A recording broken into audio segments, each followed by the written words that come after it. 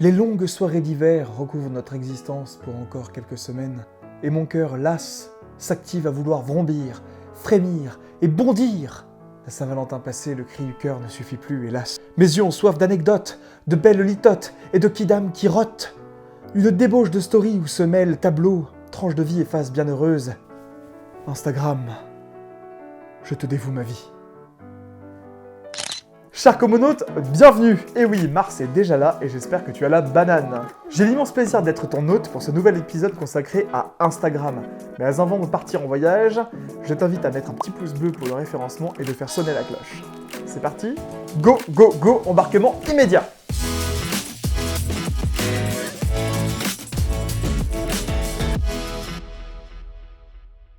Voix du peuple ou supermarché virtuel, c'est ce que nous allons tenter d'élucider avec plein d'anecdotes et de petits tips.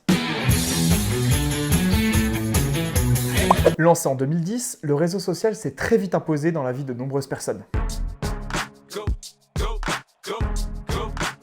Depuis les années 2000, partager son quotidien, ses voyages ou ses activités sur la toile devient de plus en plus fréquent. Alors d'abord pensé comme une application de partage, Instagram a su rapidement séduire ses abonnés, grâce à ses nombreuses fonctionnalités. Les filtres, les stories et surtout son interface d'utilisation très simple. C'est l'occasion pour tous les artistes et photographes en herbe de faire connaître leur création. Et aussi très rapidement de devenir le terrain de jeu préféré de Booba. Apple désigne Instagram en 2011 comme l'application de l'année. Et en 2012, Facebook, par l'odeur alléchée, décide de le racheter pour plusieurs milliards d'euros. Ouais, en fait, c'est surtout qu'il flippe les graves de la concurrence en fait, mais ça faut pas le dire. Brigade Facebook, on bouge plus! Retirez tout de suite ce propos infondé ou on supprime votre compte. Et les toilettes, c'est par où sinon? Entre nous, ils ont bien fait. En 2020, ça pèse pour plus d'1 milliard d'utilisateurs mensuels, soit presque la population de l'Inde en fait. Bref, comme pour Facebook, une véritable machine de guerre pour qui sait bien l'utiliser. Et on me signale dans l'oreillette qu'en plus de la technique, il est scientifiquement prouvé qu'avoir de la thune, une gueule d'ange et des beaux abdos permettrait d'avoir des millions de followers. Cependant, pour l'anecdote, le compte qui a le plus de followers est celui d'Instagram itself.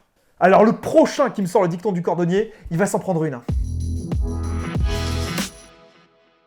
L'application a l'air très simple d'utilisation. Une fois la photo ou la vidéo prise, il suffit de se rendre sur son feed perso, sorte de page personnelle, de cliquer sur créer et tout simplement d'y ajouter la photo ou la vidéo en jouant sur les filtres et en ajoutant des hashtags.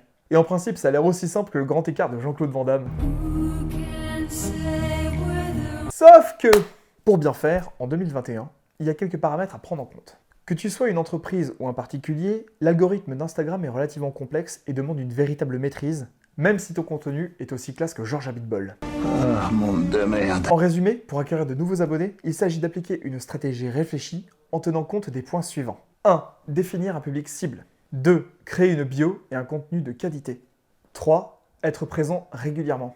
Et 4. Utiliser des hashtags pertinents, mais pas trop. 8. C'est bien. Et surtout de popularité moyenne. Et pour l'astuce, les photos qui comportent des visages, et pas seulement les selfies, ont 38% de likes en plus. Et les likes dans tout ça? Eh bien comme pour Facebook, ils sont devenus de plus en plus obsolètes. Instagram a même fait une expérience qui visait à les supprimer.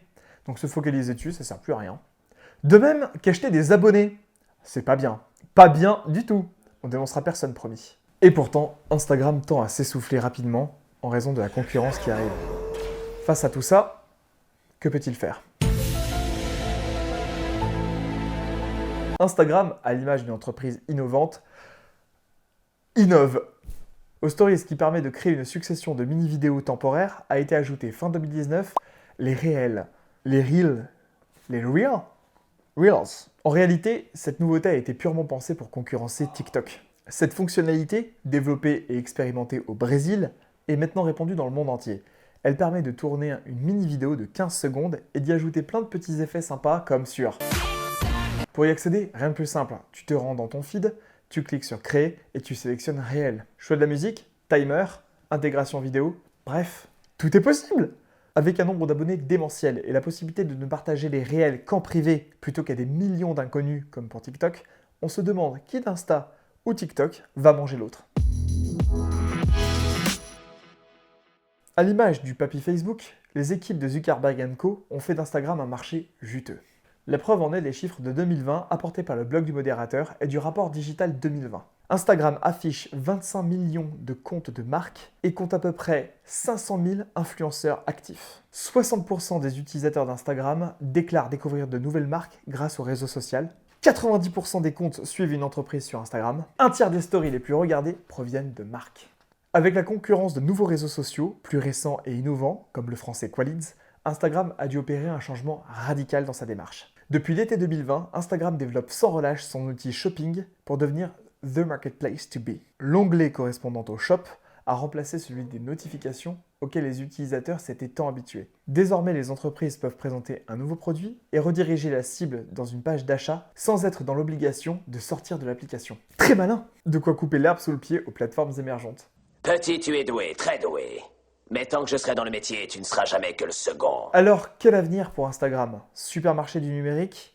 Ou, contre toute attente, des utilisateurs qui ne seront finalement pas au rendez-vous, précipitant la plateforme dans son obsolescence? En tout cas, pour le moment, Instagram sourit aux marques qui arrivent à dégager un chiffre d'affaires confortable. Tout comme Instagram. Et toi, utilisateur d'Instagram, tu en penses quoi? N'hésite pas à nous le dire en petit commentaire, créer un petit débat, on va pouvoir discuter de tout ça.